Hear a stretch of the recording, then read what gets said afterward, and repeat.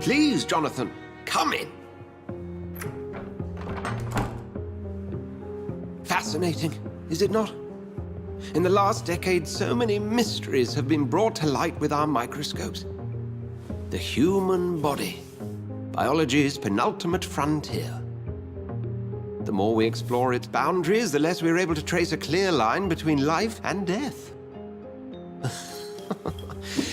You, my friend, have a foot in both countries. The view must be vertiginous. It's at least as vertiginous as chatting about vampires with you, I would say. This must be all so new to you. This area of town, the hospital, a brand new life. How stimulating it must be. I wish I could share your enthusiasm, Dr. Swansea, but my condition defies scientific categorization. Undead? Unalive? Immortality defies logic. I cannot express my thrill at this serendipitous turn of events. The world's most eminent specialist in blood transfusions, a vampire. One might say a gift from heaven.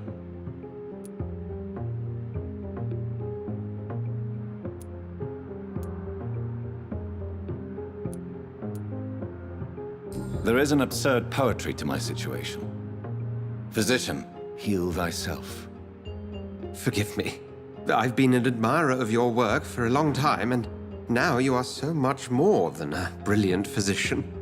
And please, call me Edgar.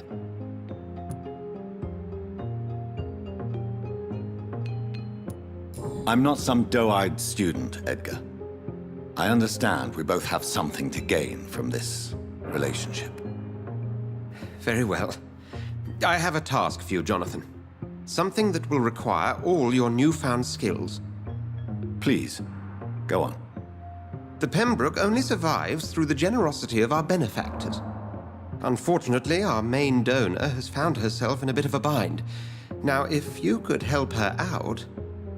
A spokesman or politician is what you need. That's not my calling. And until I come to understand what has happened to me, I require discretion. Discretion is in order, Jonathan. Lady Ashbury has recently received rather indelicate correspondence that, if revealed, would jeopardize her position. And you would like me to eradicate this threat?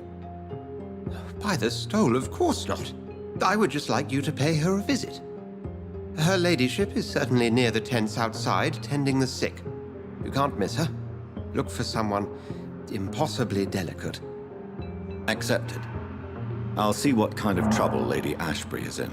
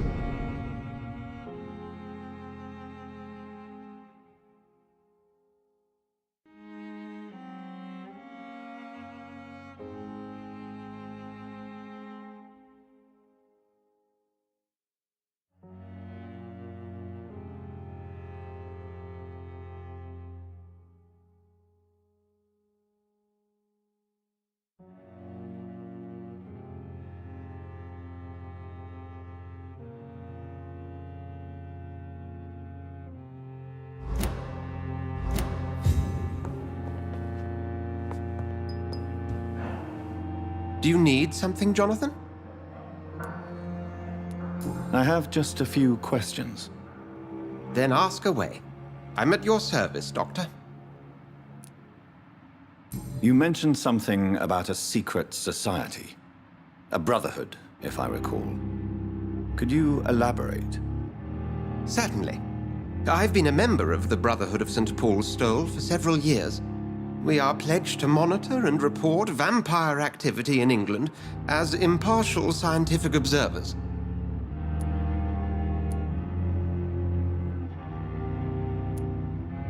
Yet you don't fear me. And still, you know the monster that lurks beneath the civilized surface. The Brotherhood has studied your kind for centuries. We believe you are as supernatural as a lion is to a gazelle. That explains your nightly wanderings about the docks and the questions you ask.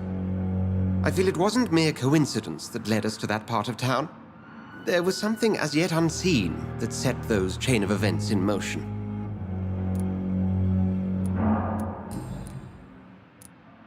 Since you seem quite the expert on vampires, what could you tell me about my condition and how it came about? As men of science, our first step is always to start with what we know. Forget the myths, the hackneyed scrawlings in the penny dreadfuls. They do not scratch the surface of the truth you now find yourself in.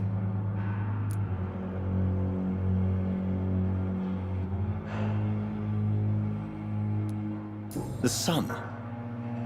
The morning following my transformation. Its rays burned me.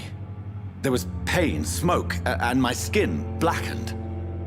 You will find there is very little that can kill a vampire, my friend. You have been offered relative immortality. The sun will most certainly hurt you, leaving you weakened and damaged, but it will not destroy you. Must I take a life to live? You are a vampire. You feed, and blood is the sole sustenance that can sustain your immortal frame. And only a living creature contains the nourishment you require.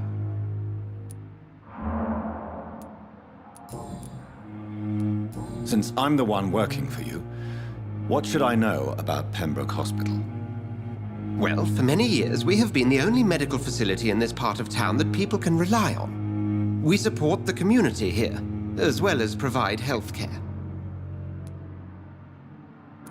Where do we stand today? Well, to be honest, we cope on a day-to-day basis. The first wave of the Spanish flu last summer took us by surprise. We lack many of the basic necessities needed.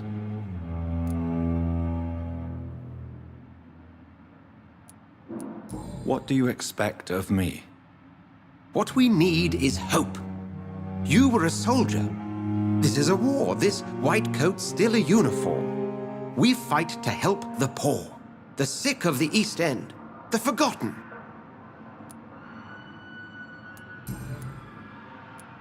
The man we pursued and slew in the canning factory, William Bishop, I believe, was he a vampire? He was a Skald, technically speaking. The debate rages as to their classification. Some think them a subspecies of vampire, others something else. How do Skulls come into existence? The name means slave. The etymology may indicate that they are a lesser species of vampire. From what I know, vampires tend to despise them. Just for clarity, what differences are there between myself and a Skull? A skull is easier to eliminate, Jonathan, even if they remain formidable foes for the unprepared. Vampires... Now, vampires exist beyond the mortal realm.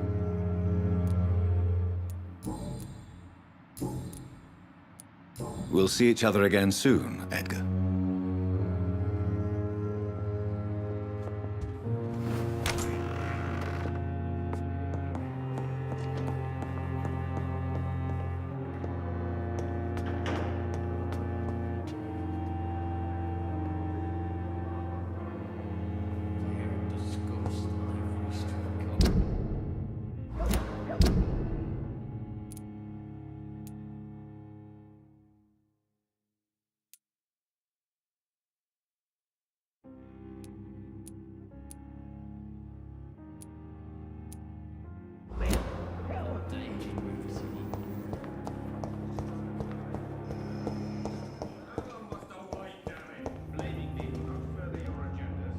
I'm quite busy right now.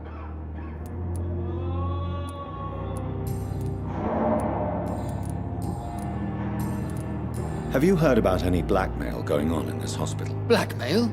Nonsense. Thank you for your time. We'll talk later.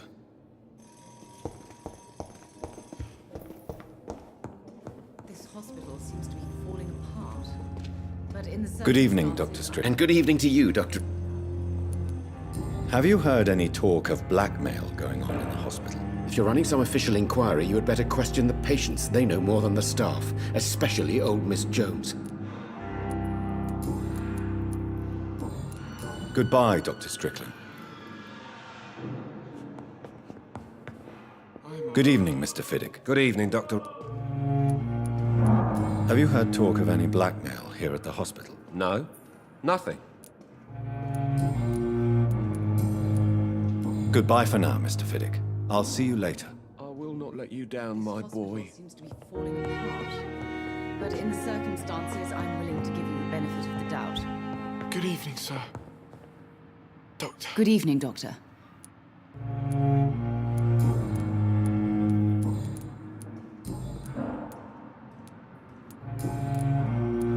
Have you heard rumors of blackmail going on in this hospital? Dr. Reed, are you trying to take advantage of me? Of course not, Mrs. Goswick. I'm just curious. Well, go be curious somewhere else, please. Goodbye, Mrs. Goswick. Good evening, Mr. Goswick. How are you? I'm okay. Have you heard rumors about blackmail in this hospital? No?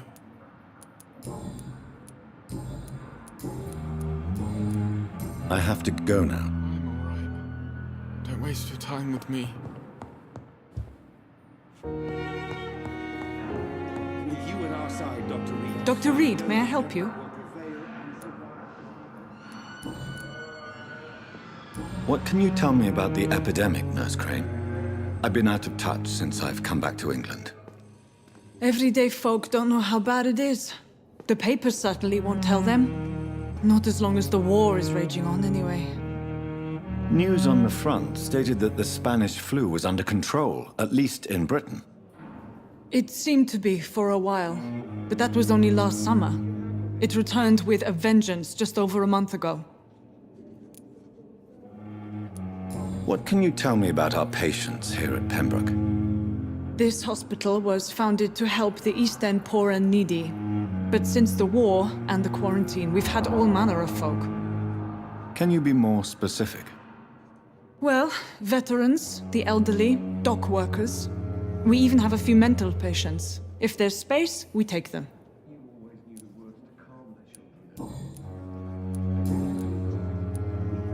For how long have you been working here, Nurse Crane? I first volunteered at the Pembroke in 1911, a few months after Dr. Swansea was appointed. And before you arrived here?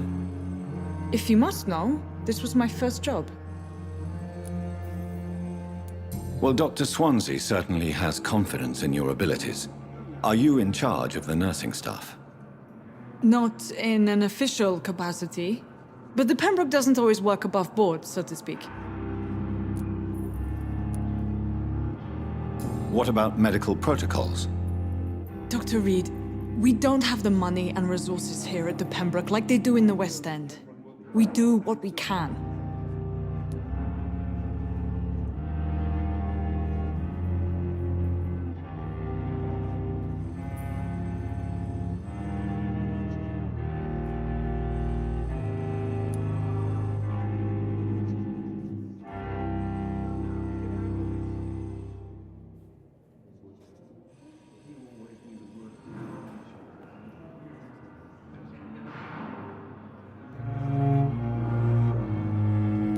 How is the duty roster organized? Everybody works until they can't. If there's time, they'll eat a meal and shed a silent tear.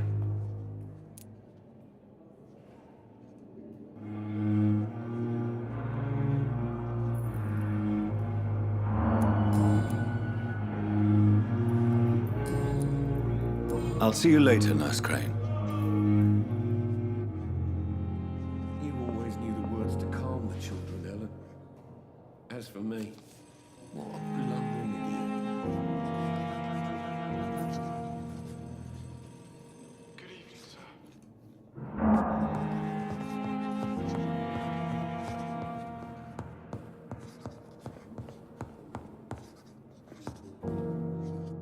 I'm quite busy right now, Dr. Reed.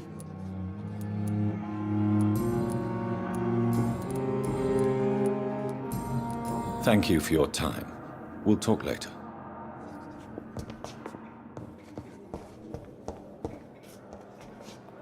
Good evening, Dr. Strickland. And good evening to you, Dr. Reed. Can I be of any help? Goodbye, Dr.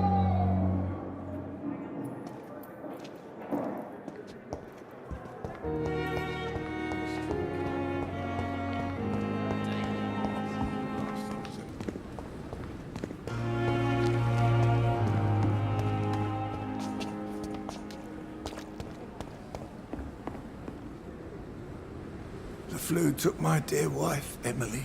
I take comfort knowing we'll soon be together again. Mr. Rainfield, that's no way to talk. You're in good hands here, and we'll be up again soon enough.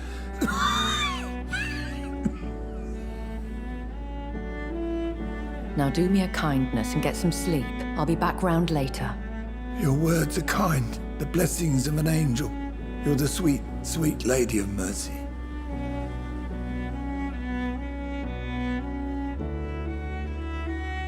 Good evening, Dr. Reed. It's a pleasure to see you again. You seem surprised. Dr. Swansea has brought me up to speed concerning your recent appointment to Pembroke Hospital. You're a the lady who saved me that night, before vanishing into thin air. I remember you from the pub with Dr. Swansea. Indeed. Allow me to introduce myself formally this time. My name is Lady Ashbury. I remember you well, in spite of the brevity of our encounter.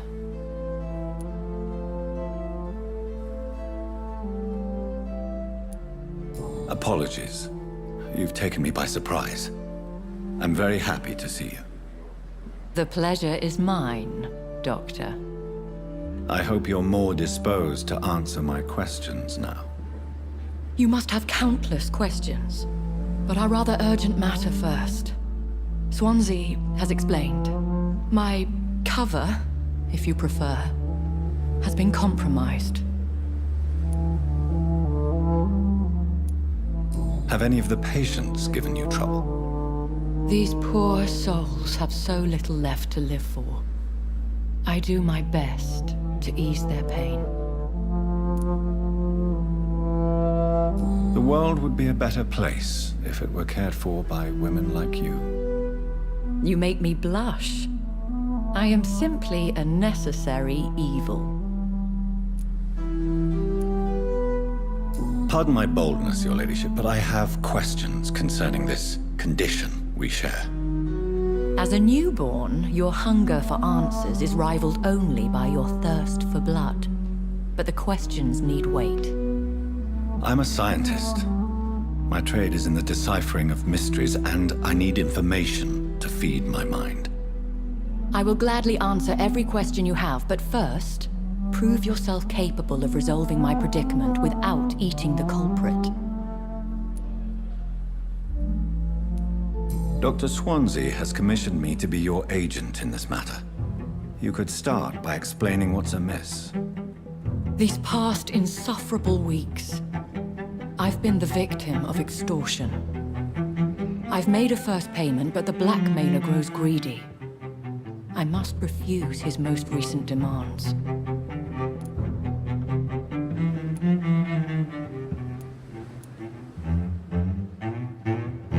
Who would be so foolish as to threaten you? A kindred spirit. Even if it were the case, and I highly doubt it, a vampire would have asked for something more valuable than money. My suspicions lean toward a patient or their family.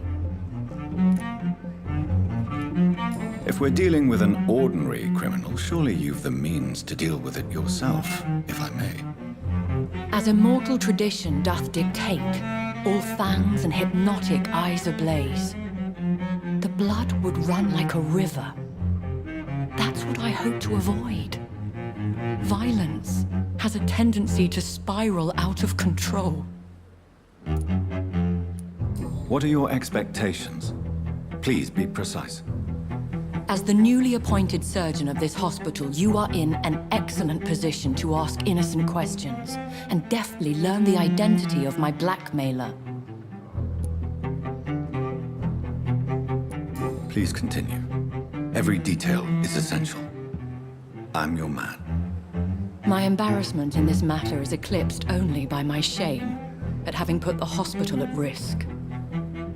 The threat from our anonymous scoundrel is clear. A list of dates. My visits coinciding with the dates of suspicious patient deaths due to massive blood loss.